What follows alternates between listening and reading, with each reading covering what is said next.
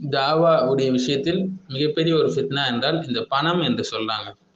இந்த தாயிக்கள் வந்து ஹுத்பா கொடுக்கும்போது, மார்க்க பயான்கள் நடத்தும்போது, அவங்களுக்கு கொடுக்கக்கூடிய வெகுமதி, அந்த பள்ளிவாசல் நிர்வாகத்திலிருந்து அவங்களுக்கு கொடுப்பாங்க. இப்போ தாயிக்கள் என்ன ஆகுறாங்கன்னா, பணத்தின் பால் தேவையுடையவங்களா ஆகும்போது, ஆட்டோமேட்டிக்கா அவங்களுடைய தாவா அந்த பள்ளியை சார்ந்து இருக்கு.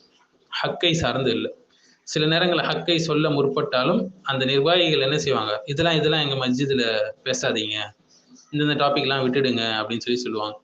மாறாக அவங்க கொடுப்பாங்க, இந்தந்த தலைப்புகள்ல பேசுங்க. அந்த தலைப்புகள் பெரும்பாலும் எப்படி இருக்கும்னா, வட்டி பத்தி பேசுங்க, விபச்சாரம் பத்தி பேசுங்க, அப்புறம் வந்து பொதுவா ஃபதாயுல் அமால், அமல்களின் சிறப்பு பத்தி பேசுங்கன்னு சொல்லி பொதுவானதா இருக்கும். தௌஹீதுடைய தலைப்புகளாக பெரும்பாலும் அக்கீதா, வழிகெட்ட பிரிவுகளுடைய சிந்தனை, இது பத்திலாம் ஹவாரிஜ், இது பத்திலாம் பேச முடியாது. எங்க மஸ்ஜிதுல குழப்பம் ஏற்பட்டுரும், அப்புறம் மக்கள் வரமாட்டாங்கன்னு சொல்லி. ஸோ அந்த தாயும் வந்து பணத்தின் பால் தேவையுடையவராக, நிர்வாகத்தின் பால் தேவையுடையவராக இருக்கும்போது அவருடைய தாவா அந்த பள்ளிக்கு ஏற்ற மாதிரி மாறுபடும். அந்த இடத்துல ஹக்கை சொல்ல மாட்டார். மாறாக தாயிக்கள் அவங்களுக்குன்னு ஒரு பொருளாதார ஒரு பிஸ்னஸோ இல்லை ஏதோ ஒன்று அவர்கள் செய்து கொள்ள வேண்டும். அப்போதுதான் ஹக்கை வெளிப்படையாக அவர்கள் சொல்ல முடியும்.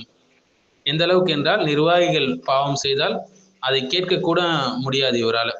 எங்க கேட்டுட்டா அவங்களுக்கு கிட்டேருந்து நமக்கு வரக்கூடிய அந்த கிஃப்ட்டுகள், ஹதியாக்கள், பணங்கள் குறைந்து விடுமோ என்று பயம் ஏற்பட்டு விடும். எந்த அளவுக்கு என்றால், ஒரு நிர்வாகிகள் பிதத்தான திருமணத்தை செய்தால் கூட, அல்லது வீண் விரயம் செய்து பகட்டான திருமணங்கள் செய்தால், அந்த இடத்துக்கும் இந்த பள்ளி இமாம் போய் தான் ஆகணும். ஏன்னா வேற வழி இல்லை, பள்ளி நிர்வாகியே ஆயிட்டாங்க. இந்த அளவுக்கு வந்துருவாங்க. சத்தியத்தை பேசக்கூடிய மக்கள் கூட இந்த அளவுக்கு வந்துருவாங்க. இல்லா மாஷா அல்லா. அதனால் பணத்தினுடைய ஃபித்னா மிக மோசமானது தாவாவுடைய விஷயத்துல. எப்போதும் ஒரு தாயிகள் வந்து தன்னிறைவு பெற்றவர்களாகவும், மாறாக அவங்களுக்குன்னு ஒரு பொருளாதார இதை அவங்க ரெடி பண்ணி கொள்ள வேண்டும். அப்போதுதான் தாவாவை சீராக செய்ய முடியும், ஹக்கை உறக்க சொல்ல முடியும், யாருக்கும் பயப்படாமல், அல்லாவுக்கு மட்டுமே பயந்து. நிறைய கல்வியுடைய தாயிகளும் அடிபடுவது இந்த விஷயத்துல தான், அந்த பணத்துடைய விஷயத்தில்.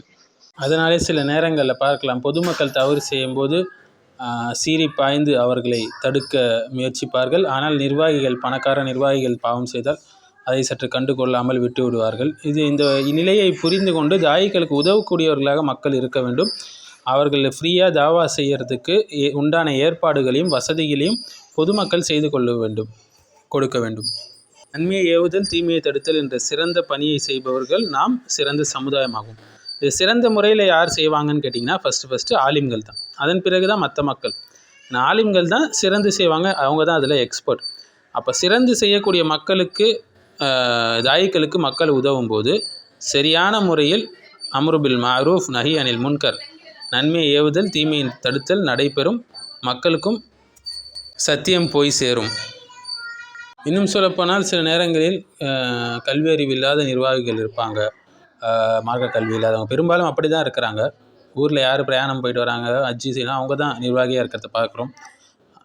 ஆலிம்கள் நிர்வாகி இருப்பது ரொம்ப குறைவு.